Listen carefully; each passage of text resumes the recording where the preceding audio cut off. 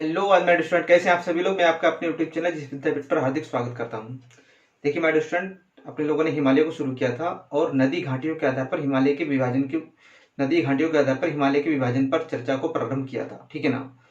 मैंने आपको बताया था शिंडे बुर्राट जो एक बहुत बड़े भूगर्भ शास्त्री थे, उन्होंने 4 तरीके से हिमालय का विभाजन किया था नदी घाटियों के आधार पर।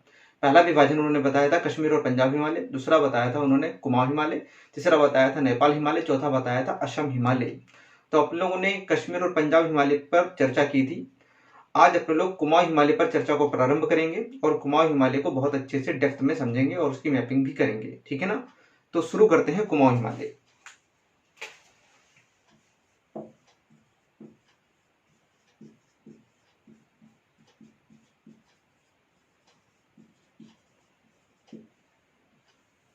कुमाऊं हिमालय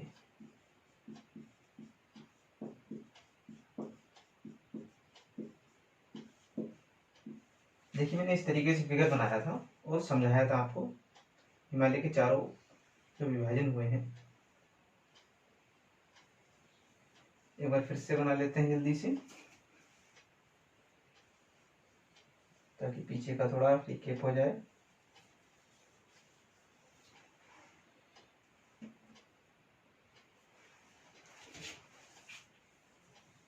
देखिए, मैंने बताया था यहाँ से एक नदी निकलती है इस तरीके से। ये है ब्रह्मपुत्र नदी, सॉरी ये है इंडस नदी, और यहाँ से एक नदी निकलती है सतलज। इस वाले हिमालय को बोला गया था कश्मीर हिमालय। ये कौन सा हिमालय था? ये था कश्मीर हिमालय। ठीक है ना, कश्मीर और पंजाब हिमालय। फिर एक नदी यहाँ से निकलती है काली नदी। ठीक है ना, इस वाले हिमालय को बोला जाएगा कुमाऊं हिमालय। क्या बोला जाएगा? कुमाऊं हिमालय। फिर एक नदी यहाँ से निकलती है ऐसे, इसको बोलते हैं तीस्ता। ये वाला हिमालय जो कहलाएगा ये है नेपाल हिमालय। ठीक। फिर एक नदी यहाँ से आती है, इसको बोलते हैं यहाँ पर सांगपो। जब ये अरुणाचल प्रदेश में आती है तब इसको बोलते हैं दिहांग। जब ये असम में पहुंचती है तब इसको बोलते हैं ब्रह्मपुत्र। और जब ये इधर पहुंचती है बंगाली खाड़ी में तब इसको बोलते हैं जमुना। यहाँ पर ये क्या है? ये है सांगपो। यहाँ पे इसको बोला जाता है दिहांग। ठीक है ना। इस वाले हिमालय को बोला जाएगा असम हिमालय। क्या बोला जाएगा? असम हिमालय। तो सिडनी उर्राट जो भूगर्भ शास्त्री थे, उन्होंने इन 4 तरीके से हिमालय का विभाजन किया था। पहला कश्मीर हिमालय, दूसरा कुमाऊं हिमालय, तीसरा नेपाल हिमालय, चौथा असम हिमालय। ठीक है ना। तो अपने लोगों ने इसको तो पढ़ लिया था, इस पर चर्चा कर ली थी। आज अपने लोग कुमाऊं हिमालय पर चर्चा को प्रारंभ करेंगे और इसको अच्छे से समझेंगे। ठीक है, चलिए देखिए। सतलज व काली नदी के बीच में अवस्थित सतलज नदी व काली नदी के बीच में अवस्थित यह हिमालय का सबसे छोटा भौगोलिक प्रदेश है। सतलज व काली नदी के बीच में अवस्थित यह हिमालय का सबसे छोटा भौगोलिक प्रदेश है, जिसे देवभूमि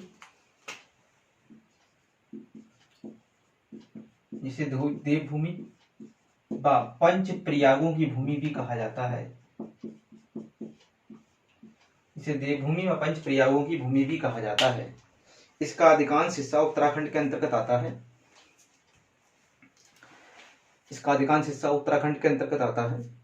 फिर लिखिए, वृद्ध हिमालय के अंतर्गत इसमें वृद्ध हिमालय के अंतर्गत इसमें वृद्ध हिमालय के अंतर्गत इसमें नंदा देवी, वृद्ध हिमालय के अंतर्गत इसमें नंदा देवी, कामेट, वृद्ध हिमालय के अंतर्गत इसमें नंदा देवी, कामेट,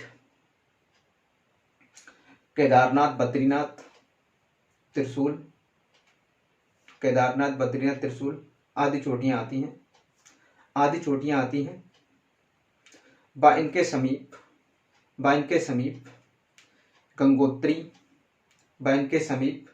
गंगोत्री,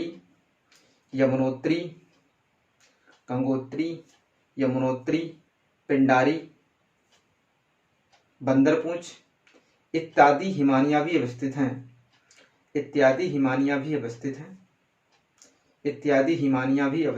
यानी कि ग्लेशियर इत्यादि हिमानियां भी अवस्थित हैं। फिर लिखिए, देखो मध्य हिमालय के अंतर्गत इसमें अल्मोड़ा,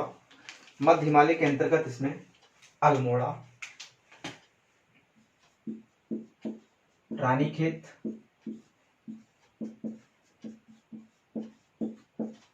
अल्मोड़ा, रानीखेत, कौसानी,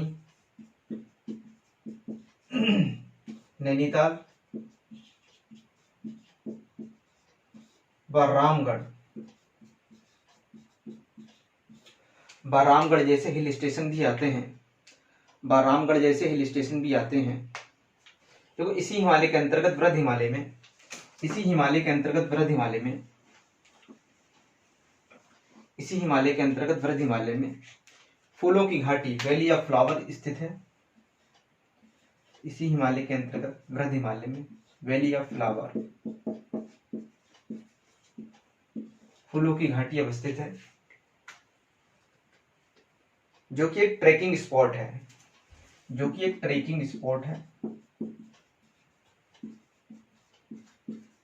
जो कि एक ट्रैकिंग स्पॉट है, जो कि एक ट्रैकिंग स्पॉट है।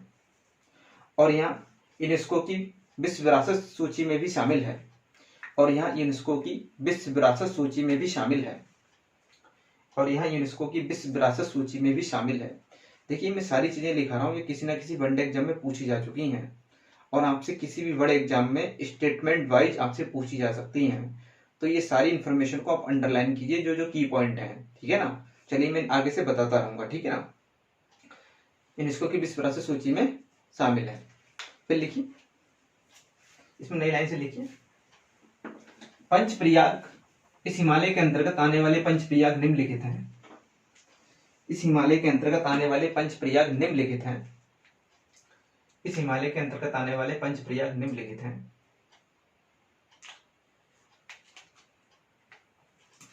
देखिए अब हम लोग पंचप्रयाग का क्या करते हैं, एक डायग्राम बनाते हैं, एक फिगर बनाते हैं पंचप्रयाग का।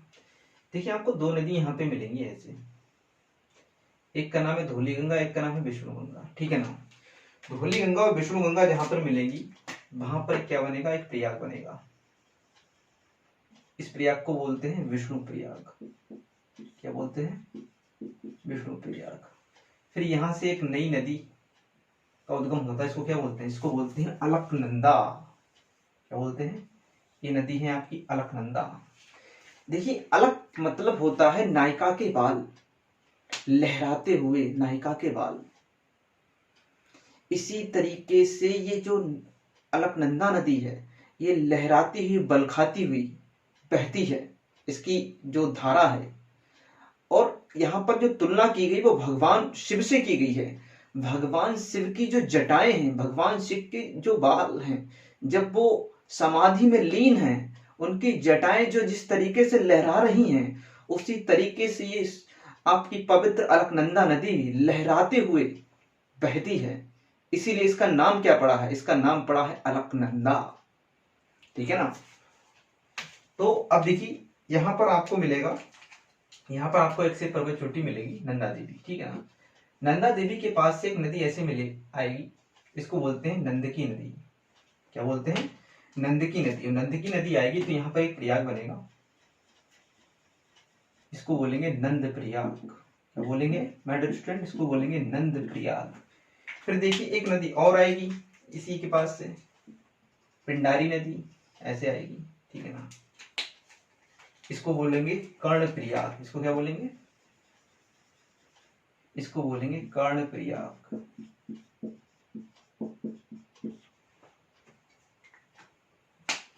फिर देखिए यहां पर 12 मिहिर पर्वत चोटी, यहां से एक नदी ऐसे निकलती है,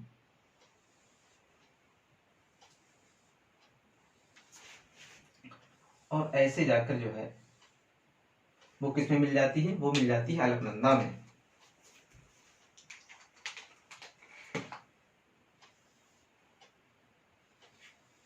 इस नदी का नाम है मंदाकिनी। इस नदी का नाम क्या है, मंदाकिनी नदी,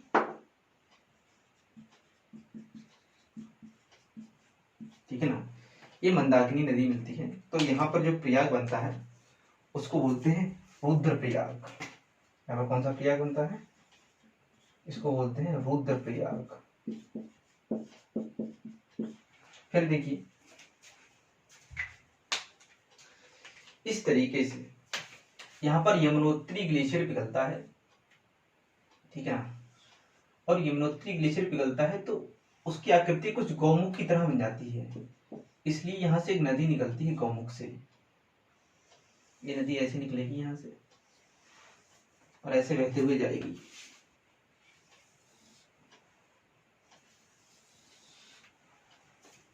ठीक है ना। जहां पे ये दोनों धाराएं मिलेंगी, जहां पे ये दोनों धाराएं मिलेंगी, इसको बोलेंगे देवप्रयाग। क्या बोलेंगे? देवप्रयाग। और इस नदी का नाम है भागीरथी। क्या नाम है? भागीरथी। जब अलकनंदा और भागीरथी मिल जाती हैं तब पवित्र पावन सूर्य सरिता पवित्रम नदी गंगा का निर्माण होता है। यहां से गंगा नदी बनती है।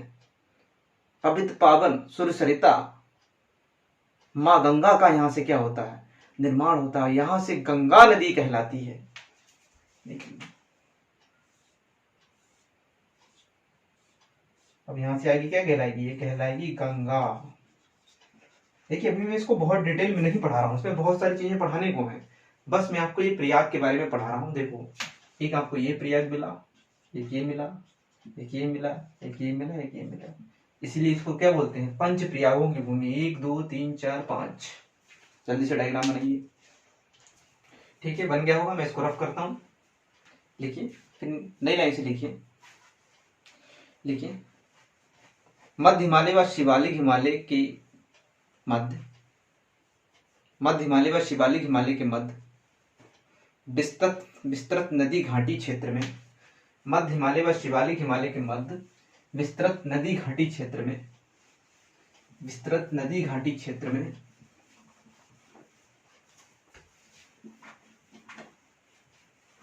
विस्तृत नदी घाटी क्षेत्र में प्लेस्टोसीन कालखंड में, प्लेस्टोसीन कालखंड में, प्लेस्टोसीन कालखंड में,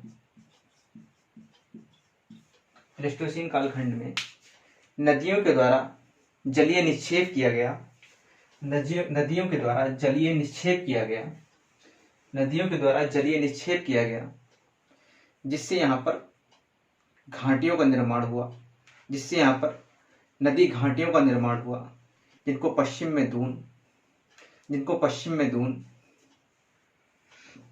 जिनको पश्चिम में दून, जैसे देहरादून कोठारी दून, जैसे देहरादून कोठारी दून, जैसे देहरादून कोठारी दून, व पूर्व में द्वार जैसे हरिद्वार कहते हैं, व पूर्व में द्वार जैसे हरिद्वार कहते हैं।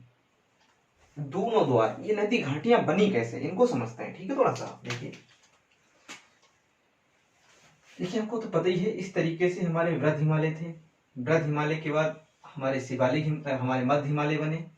अब देखो वृद्ध हिमालय से क्या हो रहा था, जो आपका ये आपका वृद्ध हिमालय है, ठीक है ना, क्या है ये आपका वृद्ध हिमालय, ठीक है ना, ये है आपका मध्य हिमालय। वृद्ध हिमालय से नदियां निकल रही थी, क्योंकि जब वृद्ध हिमालय इतना ऊंचा है तो यहाँ पर ग्लेशियर है, ग्लेशियर है तो पिघलेंगे, पिघलेंगे तो क्या होगा? नदियों में जल अपार रहेगा, तो नदियां यहाँ से निकलती रही। नदियां यहाँ से निकल रही थी तो इन्होंने क्या किया? नदियों ने हिमालय को काटना शुरू कर दिया, मध्य हिमालय को काट दिया। अब देखिए मध्य हिमालय के पास जो था, यहाँ पर एक ऐसा बहुत बड़ा भूखंड था, ठीक है ना, क्या था? ऐसा बहुत बड़ा भूखंड था, ठीक है ना। नदियां क्या कर रही थी? लगातार लाकर यहाँ से नदियां आ रही थी, ये मध्य हिमालय को काटते हुए, और यहाँ पर क्या कर रही थी? यहाँ पर लगातार क्या कर रही थी? अवसादों का जमाव कर रही थी। यहाँ पर क्या कर रही थी? लगातार अवसादों का जमाव हो रहा था इस भूखंड में। इस भूखंड में क्या हो रहा था? अवसादों का जमाव हो रहा है। अब देखिए जब इस भूखंड में अवसादों का जमाव होगा तो इसमें क्या लगेगा? इसमें संपीड़न बल लगेगा, इधर से भी बल लगेगा, इधर से भी बल लगेगा, ठीक है ना। जैसे कि आप किसी प्लास्टिक की बाउल में, ठीक है ना, आप गुदा हुआ आटा रख दो और उसके दोनों तरफ ऐसे फोर्स लगाओ तो आटे में क्या होगा? आटा ऊपर उठेगा कि नहीं उठेगा? बिल्कुल उठेगा। देखिए ऐसे मान लेते हैं ये कोई बाउल है और इसमें आपने क्या कर दिया है? गुदा हुआ आटा रख दिया है, ठीक है ना। अगर आप इस पर इधर से फोर्स लगाएंगे, इधर से फोर्स लगाएंगे, इसी को बोलते हैं कंप्रेशनल फोर्स, तो क्या हो जाएगी, इसकी आकृति कुछ ऐसी हो जाएगी। कैसी हो जाएगी, इसकी आकृति कुछ ऐसी हो जाएगी, और जिसका आटा है वो कहाँ आ जाएगा, वो इस तरीके से आटा जो है वो ऊपर आ जाएगा। इस तरीके से आटा क्या हो जाएगा, ऊपर आ जाएगा। तो यहाँ पर भी नदियां लगातार अवसाद जमा कर रही थी, दोनों तरफ से कंप्रेशनल फोर्स लग रहा था। जब कंप्रेशनल फोर्स लग रहा था तो यहाँ पर क्या हुआ, यहाँ पर भी क्या हुआ, कुछ इस तरीके से अपलिफ्टमेंट हुआ, उत्थान हुआ। क्या हुआ, कुछ इस तरीके से अपलिफ्टमेंट हुआ, उत्थान हुआ, और ये अपलिफ्टमेंट में लगातार होता रहा। ये उत्थान जो था वो लगातार होता रहा, ये उत्थान जो था वो लगातार होता रहा। और इसी से क्या बने, इसी से बने आपके शिवालिक हिमालय। इसी से क्या बने आपके शिवालिक हिमालय, ठीक है ना। इसी से क्या बने आपके शिवालिक हिमालय, ये बन गया आपका शिवालिक।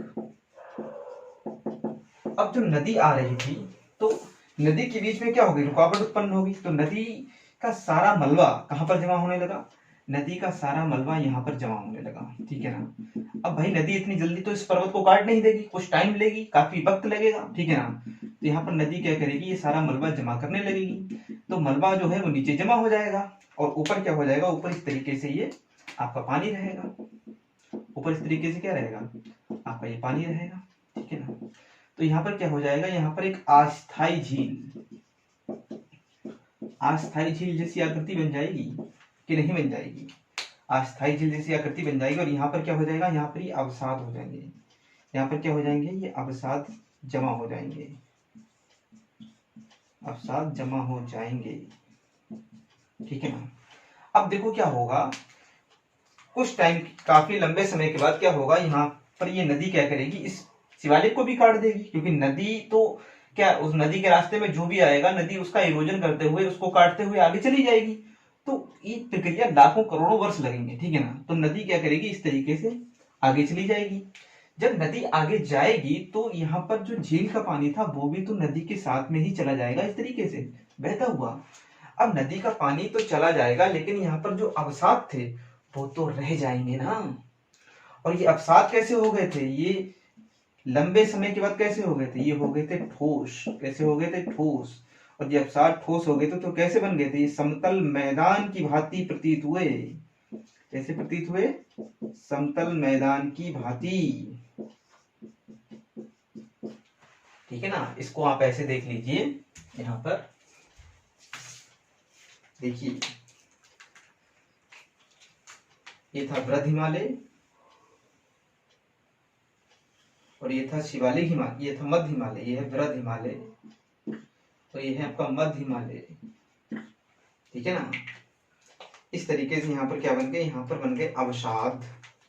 यहाँ पर क्या हो गया, ये अवसाद इकट्ठे हो गए यहाँ पर ऐसे, ठीक है ना।